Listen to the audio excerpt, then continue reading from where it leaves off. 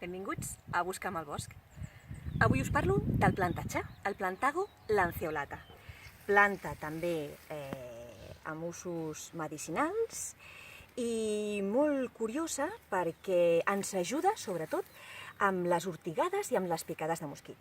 Mireu, es diu Plantago lanceolata perquè la fulla, amb el teu permís planta, té forma de llança i s'identifica perfectament per 1, 2, 3, 4, 5, els 5 nervis que té a la part de darrere. És una planta molt rica en mucílags i ens ajuda molt amb les mucoses intestinals, per exemple. La fulla es pot menjar tendra amb amanides i jo la faig servir, igual que la vent de lleó, en els sucs verds. Me l'afegeixo, el suc de poma, i m'hi tiro aquestes fulles, sobretot quan tinc algun problema gastrointestinal. També amb aquesta planta i les altres varietats, el Plantago media. Mireu, aquí hi ha l'altra espècie, el Plantago media, que té una fulla més ampla. Faig un ungüent per a picades de mosquit i ortigades, perquè té aquesta capacitat, calma la pell irritada per la picada o la ortigada.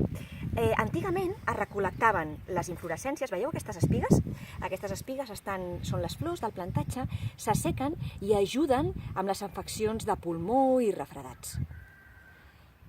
Com us dic, és una planta molt útil, creix als prats, i la trobem des d'ara, la primavera, fins ben bé als mesos d'octubre, en els que tornen a fer una segona floració.